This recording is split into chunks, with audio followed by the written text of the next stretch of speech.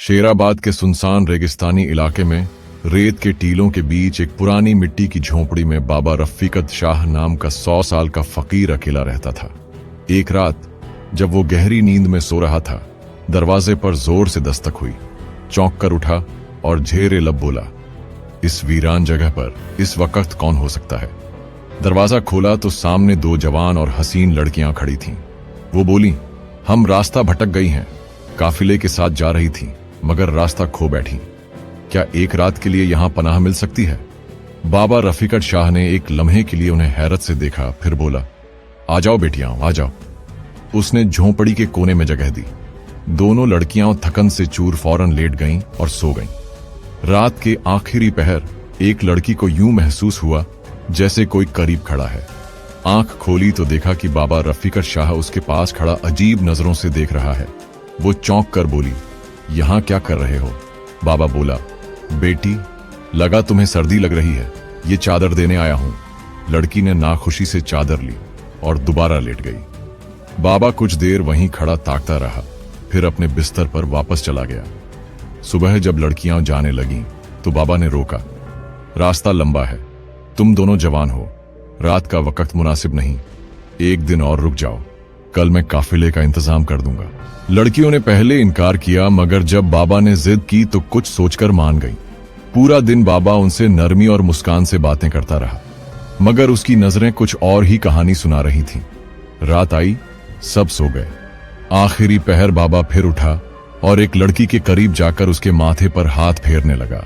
लड़की चौंक गई और गुस्से से बोली, ये क्या कर रहे हो। बाबा ने बहाना बनाया, बेटी, तुम बिना तकिए के लेटी हो, गर्दन में दर्द न हो, ये तकिया ले लो। लड़की ने खामोशी से तकिया ले लिया। बाबा वापस जाकर लेट गया मगर दिल में सोचता रहा, ये मेरा आखिरी मौका था मगर हाथ से निकल गया, कल कुछ और सोचना होगा। सुबह लड़कियों ने पूछा, क्या जाने का इंतजाम हो गया। बाबा ने बहाना बनाया, अभी नहीं, कल एक काफिला गुजरेगा, उसके साथ जाना। लड़कियां मान गईं और एक रात और रुकने पर तैयार हो गईं। बाबा के चेहरे पर खुशी की हल्की सी झलक उभरी। रात की तारीकी बढ़ती गई।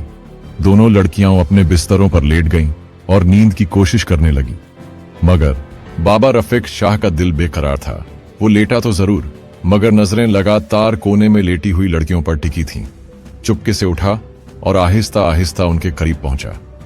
पहले एक लड़की के बालों पर हाथ फेरने लगा लेकिन जैसे ही वो हल्की सी हिली तो डर गया कि कहीं जाग न जाए। फौरन वहां से हटकर दूसरी लड़की के पास गया, उसका हाथ थाम लिया और चुपचाप उसे देखने लगा। तभी वो लड़की जाग गई और दहशत में चीख पड़ी। बाबा ने फौरन उसके मुंह पर हाथ रख दिया ताकि आवाज बाहर न जाए, फिर जल्दी से अपने बिस्तर पर लौटकर लेट गया। लड़की का दिल तेज तेज धड़क रहा था। वो सोचती रही कि आखिर वो मेरे पास क्यों आया था। किसी तरह रात कट गई। सुबह दोनों लड़कियां बाबा के पास गईं और पूछा, क्या काफिला आ गया, क्या अब हम जा सकती हैं। बाबा ने आह भरी, नहीं, शायद शाम तक आ जाए। लड़कियों ने एक दूसरे को देखा और कहा, ठीक है, शाम तक रुक जाते हैं, फिर निकलेंगे। मगर उनके दिल में बेचैनी थी। दोपहर तक बाबा रफीकत शाह दूर बैठा उन्हें घूरता रहा। एक लड़की ने आहिस्ता से कहा, इसकी नजरें अजीब लगती हैं, हमें यहां से जल्द निकलना चाहिए। दूसरी ने कहा, हाँ, वो रात मेरे करीब आया था, मुझे भी अच्छा नहीं लगा। शाम से पहले ही बाबा फिर आ गया और नरमी से बोला, काफिला अब शायद सुबह आए, बेहतर है कि आज रात भी यहीं ठहर जाओ। लड़कियां तंग आ चुकी थीं। नहीं, हम अब नहीं रुक सकते, काफिला आए या ना आए, हम निकल रहे हैं। बाबा बोला, ये वीराना है, रात को दरिंदे भी घूमते हैं, तुम जवान लड़कियां हो, अगर कुछ हो गया तो। लड़कियां कुछ लम्हों के लिए सोच में पड़ गईं। फिर एक ने कहा, बस ये आखिरी रात है, कल हम हर हाल में निकलेंगी। बाबा ने मुस्कुराकर कहा, ठीक है, मगर उस मुस्कान में नरमी से ज्यादा नीयत छुपी थी। रात हुई, लड़कियां लेट गईं मगर जाग रही थीं। उन्होंने तय कर लिया था कि सोना नहीं, बस आंखें मुंह कर लेटे रहना है। बाबा भी बिस्तर पर था मगर नजरें उन्हीं पर टिकी थीं। जब उसे लगा कि वो सो गई हैं तो चुपके से उठा और उनके करीब पहुंचा। काफी देर तक उनके पास खड़ा रहा, फिर एक लड़की के कदमों के पास बैठकर उन्हें सहलाने लगा। लड़की हिली तो वो घबराकर पीछे हट गया। फिर दूसरी। बाबा रफीकत शाह का दिल बेचैन था। वो लेटा तो जरूर, मगर नजरें लगातार कोने में लेटी लड़कियों पर थीं। चुपके से उठा और आहिस्ता आहिस्ता उनके करीब गया। पहले एक लड़की के माथे को छुआ। उसी लम्हे वो भी जाग गई। करवट बदल ली, मगर कुछ बोली नहीं। बाबा वापस जाकर लेट गया। उसका दिल तेजी से धड़क रहा था, मगर चेहरे पर कोई शर्मिंदगी नहीं थी। सुबह दोनों लड़कियां सख्त लहजे में बाबा के पास आईं। क्या अब काफिला आया है या फिर कोई और बहाना है? बाबा चुप रहा, फिर बोला, अभी नहीं आया, शायद शाम तक आ जाए। लड़कियां झुंझला गईं। हमें पहले ही शक था, तुम हमें किसी और वजह से रोक रहे हो, अब हम नहीं रुकेंगे। वो बाहर निकलने लगीं तो बाबा उनके रास्ते में आ खड़ा हुआ। तुम यहां से नहीं जा सकती, रास्ता छोड़ो वरना हम चीखेंगी। बाबा की आवाज अब भी नरम थी, मगर अंदाज बदल चुका था। तुम्हारी आवाज यहां सुनने वाला कोई नहीं है। लड़कियों ने गुस्से से कहा, तुम हमारे बाप की उम्र के हो, कोई तो शर्म करो। बाबा बोला, जो तुम्हें नजर आ रहा है वही सच नहीं। जिसकी तलाश में तुम बसरा जा रही हो सकता है वो यहीं हो। ये सुनकर लड़कियां चौंक गईं। तुम्हें कैसे पता कि हम किसी को ढूंढ रही हैं? बाबा ने कहा, अभी सब कुछ नहीं बता सकता, लेकिन अगर तुम आज की रात यहीं ठहर जाओ तो कल सब पता चल जाएगा, और शायद तुम्हें बसरा जाने की भी जरूरत ना पड़े। लड़कियां उलझन में थीं। वो सोचने लगीं, ये सब कुछ जानता कैसे है? मगर डर और बेएतमादी उनके चेहरों पर साफ थी। धक्का देकर वो झोंपड़ी से निकल गईं। बाबा पीछे पीछे आया, हांफता हुआ बोला, अगर तुम चली गईं तो सब बर्बाद हो जाएगा। काफी दूर जाकर लड़कियां थक गईं और एक जगह बैठ गईं। अचानक बाबा फिर पहुंच गया। सांसें तेज थीं, मगर आवाज धीमी। बस एक आखिरी बार कह रहा हूं, अगर तुम आज रात मेरे साथ इस झोंपड़ी में रुक गईं तो तुम्हें बसरा जाने की जरूरत नहीं पड़ेगी। लड़कियों ने सख्त लहजे में पूछा, सीधी बात क्यों नहीं करते? बाबा ने गहरी सांस ली और कहा, मैं जानता हूं तुम अपने शहर को ढूंढ रही हो। यह सुनकर दोनों साखित हो गईं। हां, हम अपने शहर को तलाश कर रही हैं, पर तुम्हें कैसे पता चला?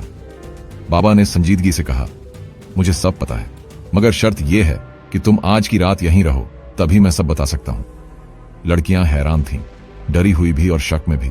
कुछ देर बाद एक ने कहा, ठीक है, बस ये आखिरी रात है, इसके बाद अगर कुछ हुआ तो हम कुछ नहीं सुनेंगी। बाबा के चेहरे पर अब एक अजीब सी खुशी थी, जैसे कोई ख्वाब पूरा होने वाला हो। वो वापस झोंपड़ी की तरफ चल पड़ा। लड़कियां आगे आगे, बाबा पीछे।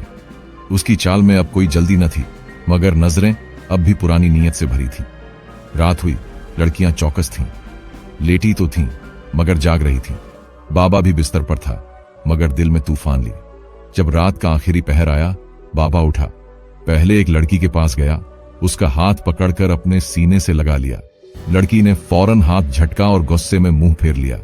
फिर वो दूसरी लड़की के करीब गया और उसे देखने लगा। कुछ पल बाद बाबा रफीका शाह वापस अपने बिस्तर पर लेट गया। उसके चेहरे पर कोई शर्मिंदगी न थी, बस जैसे वो किसी अंजाम का इंतजार कर रहा हो। सुबह की हल्की रोशनी मिट्टी भरी झोंपड़ी में दाखिल हुई। लड़कियां अब भी जाग रही थीं। नींद की जगह उनके चेहरों पर डर और बेचैनी थी। उन्होंने तय किया कि बिना कुछ कहे यहां से निकल जाना है, लेकिन जैसे ही वो झोंपड़ी से बाहर निकली, एक कोने में एक नौजवान बैठा नजर आया। साफ, चमकता चेहरा, सादा लिबास, मगर पीठ उनकी तरफ। वो हैरान हुई, करीब जाकर पूछा। नौजवान ने जैसे ही चेहरा मोड़ा, दोनों लड़कियां चीख उठीं। ये तो हमारा शौहर है। वो भागकर उससे लिपट गईं। आंखों से आंसू बहने लगे। ये लम्हा किसी ख्वाब जैसा था। तुम यहां कैसे? हम तो समझे थे तुम खो चुके हो। नौजवान ने नरमी से जवाब दिया, ये ख्वाब नहीं, मैं वापस आ गया हूं।